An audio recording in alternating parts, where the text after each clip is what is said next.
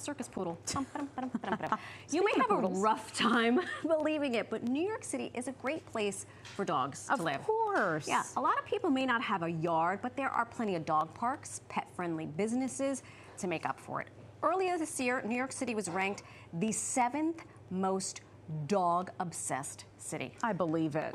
So have we convinced you yet? If not, in honor of National Animal Foster Appreciation Week, we have an adorable face joining us from the ASPCA team, along with the Senior Manager of Foster Care and Placement, Chloe Sternlicht. Thank you so much for coming on. Thank you for having us. We're excited to be here. Bring in your sweet friends, Michelle and Polka. Yeah. Polka, you're doing such a good job. The camera loves you, bud. So tell us, if people want to take Polka home, what's the first step? So Polka is available for adoption. So Polka is a dog you can take home as your dog, or a dog you could take home as a foster. If you're interested in becoming a foster and taking a dog like Polka home, or any of the dogs that we have, you can visit aspca.org/foster, and you're able to start the process with us, where we really walk you through what that looks like. We've talked about dogs and animals are near and dear to our hearts here at New York Living, and we've talked about the importance of fostering and ultimately adopting. Yeah. It is not for everyone. So can you, from your perspective, what are the important things that a family needs to know when they're, trying to figure out if they should foster and ultimately adopt? Yeah, like what makes sense for them, what makes sense for their environment, for their home, right? Their lifestyle. There are a lot of things to consider. Staff is really helpful. Shelter staff can really walk you through what it looks like to foster an animal. We're gonna help you. We're gonna help you see what animal is gonna fit with your lifestyle, if it fits with your lifestyle, what kind of dog might work best for you, or cat. And if they're large or small, that's not really a big part of it. Every animal is gonna be different. So it's really important that you ask all of the questions. You're honest about yourself with your shelter staff and your foster staff. We're gonna help you. We're gonna help you find the right match. Right. And tell us about the new campaign, the Rescue Effect. Yes, the Rescue Effect. We are, this is our national campaign where we're focusing on a lot of the dogs that tend to be overlooked. For example, a dog like Polka, right? Huge, like she's a big dog, but you can see she's so sweet, she's relaxed, and she's wonderful. Size is not really what it's about, but they do tend to get overlooked. So when we're looking at fostering and the Rescue Effect, we're looking at the ripple effect that fostering has to shelters all around, right? It doesn't only impact the shelter that you're working with and supporting, but it has this incredible ripple effect all across the country, really. Right, right. So what are because you mentioned Polka's a type of dog that is not the most popular to adopt.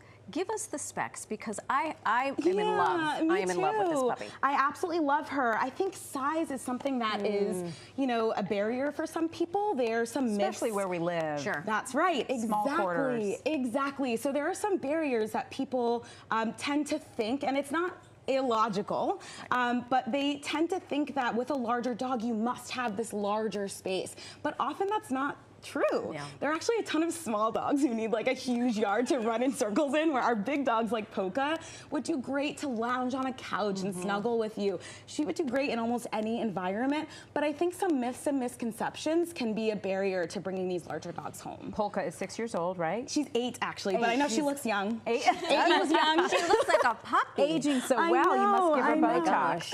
Okay. She's 8, and what are the types of things that she likes to do? She likes to get pets. She likes to just go on really long, like slow, sniffy walks, which is something that is great to consider about our larger dogs. Like, she just likes to walk around and sniff and do her thing, and if you can provide that, then Polka's gonna be a happy girl. I love that the minute you said she likes a sniffy walk, I know exactly what you're talking about, because it'll take me 15 minutes to go 8 steps with my dog, because he has to sniff and investigate. Explore, sure. Every single thing. I'm like, Bob, you were just here 2 minutes ago. Yeah, it's you. absolutely. You're smelling yourself. Like, come on, let's get it moving. Fostering is so important for these animals because they often get overlooked, and by being able to provide like a home, being able to go on these sniffy walks, we provide you all the other stuff that you need. Every shelter is different, but we're gonna provide you the food that you need and stuff that you need to care for the animal. For how physically, long? as long as you have them in your foster home at the ASPCA, yeah. Wow. And it can be short term, it can be open-ended. All of that is incredibly beneficial. You really just need to provide the home, the care, the attention and the love that obviously Polka enjoys. Oh my gosh. Well, Marisol makes out with Polka a little bit. This dog totally just made out with me. My fiance is going to call the station.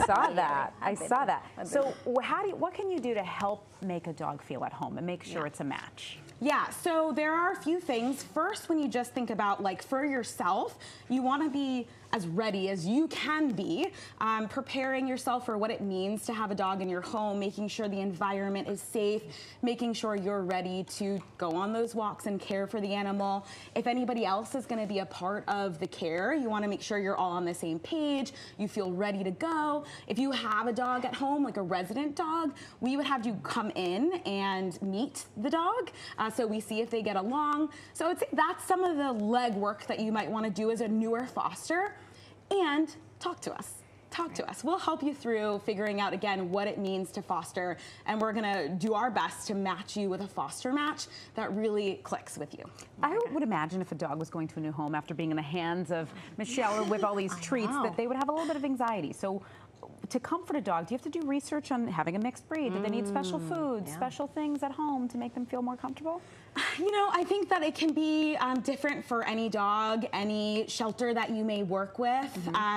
You know, for us, we are going to have your back and support you through it. So if you're finding that you bring a dog home through some transitional stress, which is absolutely, as you're saying, not unexpected, again, communication is really key. So talking to your foster staff, saying, you know, I think my foster dog is feeling a little bit uncomfortable. What can I do to help them? And we're going to talk with you and we're going to help you. Maybe it's enrichment, which is like giving them an opportunity to sniff a bunch of stuff in the home.